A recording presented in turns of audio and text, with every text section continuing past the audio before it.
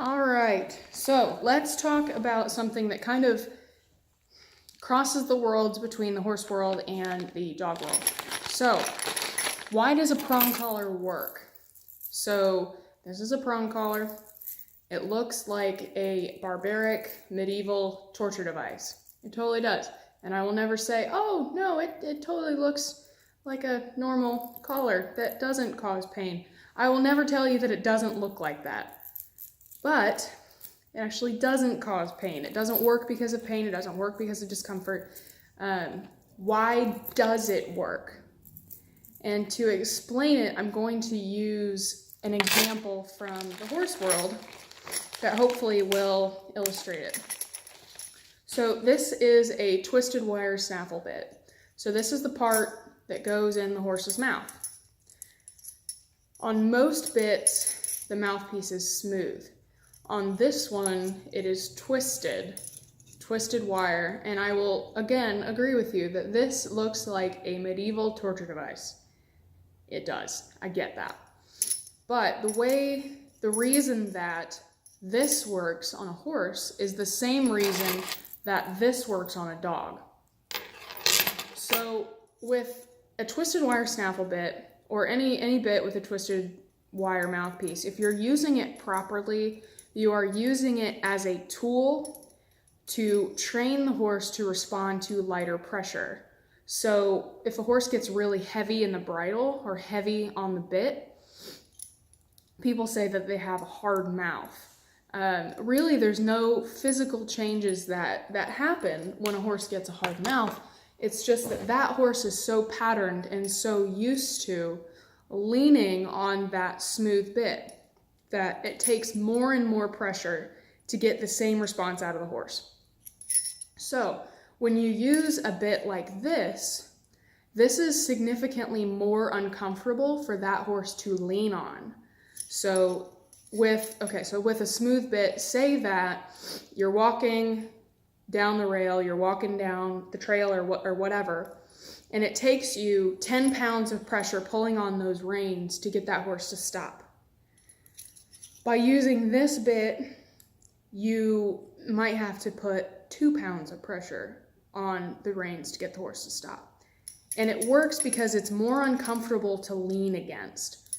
So when you're using it properly, you're using it as a tool to get that horse trained and patterned to respond to a lighter pressure. And you're using that by you're accomplishing that by using a tool that's more uncomfortable to lean against. So with this, it might take you 2 pounds of pressure. So the more that you work with that horse, and if you're doing it properly, that you're only using the least amount of pressure necessary, that horse will get more and more used to and patterned into the behavior of stopping with 2 pounds of pressure, or even less. Maybe you can get it down to just a couple ounces of pressure to get that horse to stop. You're using the tool to accomplish the training. You're not using the tool as a crutch. You're not relying on the tool, and there's a big difference.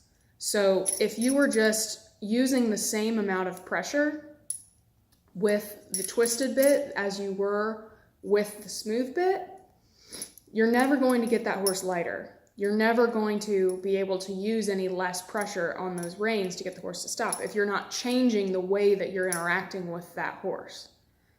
So that's why you use this, and a lot of that, actually all of that, transfers to why you use something like this on a dog. So something like this, to get a dog to walk nicely at your side, maybe with a flat buckle collar, you can't do it. The dog is at the very end of the leash pulling you down the sidewalk. To force that dog on a flat buckle collar or on a no-pull harness or whatever other tool you want to use, maybe it takes 20 pounds of pressure to get that dog to walk nicely at your side, if you can even do it with that tool. With this, it takes ounces, not because it's uncomfortable. Well, it is uncomfortable to lean against, but that's not why it works. The reason that it works is because we're changing the way that you're interacting with the dog. So normally when you're on a flat buckle collar or on a no-pull harness or whatever, The way that you're interacting with that dog is through a pull on the leash. That dog is so patterned into pulling on that leash that it becomes a habit and it becomes very difficult to break. So when you switch to something like this, you're changing the way that you're interacting with that dog. You're changing it to a pressure and release interaction rather than just a pulling interaction. So with something like this, you would give a pop or a small pull or something to communicate to the dog that, hey, you're too far away, you're too far out. And then you bring them back into normal position and then you release all pressure. And that is the really important part. The timing of that release of pressure is so important. It makes or breaks the way that you're doing this.